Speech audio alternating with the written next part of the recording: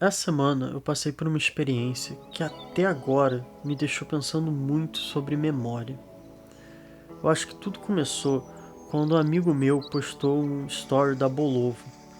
E quando eu fui ver o perfil, eu tive uma estranha sensação que eu conhecia aquelas pessoas. E não demorou muito para eu descobrir que eles eram ex-VJs da MTV. E eu confesso que eu fiquei em choque como é que eu não lembrava disso. Isso deixou uma sementinha plantada na minha cabeça. Alguns dias depois, eu estava conversando até com esse mesmo amigo sobre alguns youtubers que eu gostava quando era menor, como o Vagazoides, o Cauê Moura, PC Siqueira e o Felipe Neto de óculos escuros. E aí me veio na cabeça uma imagem. Uma imagem de uma mesa de madeira com alguns desenhos meio contornados e uma narração de um jovem asiático. Eu comecei a ficar muito angustiado, como é que eu não conseguia lembrar quem era aquele youtuber. Eu comecei a pesquisar quem poderia ser essa pessoa que eu gostava tanto quando tinha 13 anos e agora sequer conseguia lembrar o nome. E eu pesquisei tudo. Mesa de madeira, desenho, animação, nada deu resultado. Eu já estava pronto para desistir quando encontrei um vídeo sobre youtubers que desapareceram. Eu cliquei meio sem esperança, mas no meio dele, lá estava Dennis Lee. Como é que eu pude esquecer? Eu sentei para ver os vídeos numa experiência meio nostálgica, e o mais curioso é que o conteúdo dele é o que mais se assemelha ao tipo de vídeo que eu faço hoje. Normalmente, assim, eu tenho muitas ideias, por exemplo, teorias que você acaba criando na sua cabeça, etc. Vou organizar melhor as minhas ideias e gravar num formato que seja acessível para todo mundo. Aí toda vez que alguém perguntar, eu só mando o link lá e resume o que quero falar. Eu não posso falar por todos os canais de ensaio, mas eu arriscaria dizer que a grande maioria tem como referências dois caras gringos, o Nerdwriter e talvez o pai de todos, o Tony Zhu, cara do Every Frame a Painting.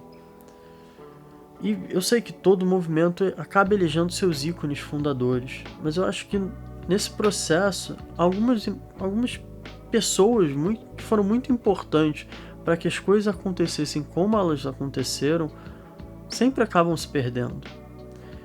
E eu não tô aqui querendo desmerecer nenhum youtuber, mas eu acho que, bom, pelo menos no meu caso, o Dennis Lee merece algum crédito.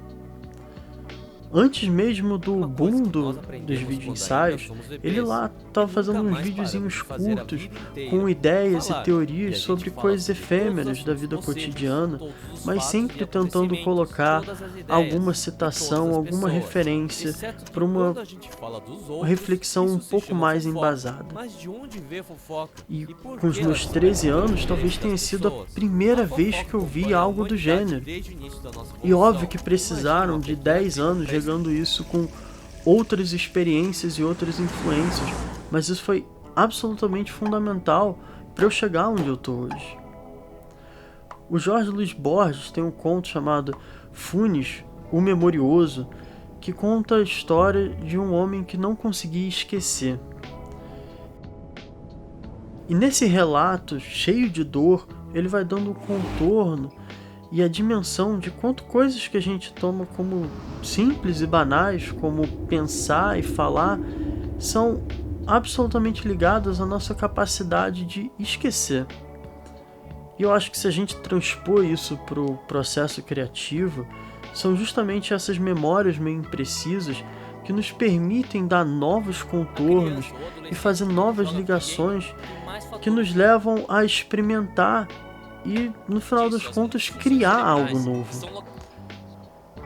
Por outro lado, eu fico sempre um pouco triste que a gente não consegue reconhecer essas pequenas coisas que ficam pelo caminho, mas que são absolutamente fundamentais para nos formar.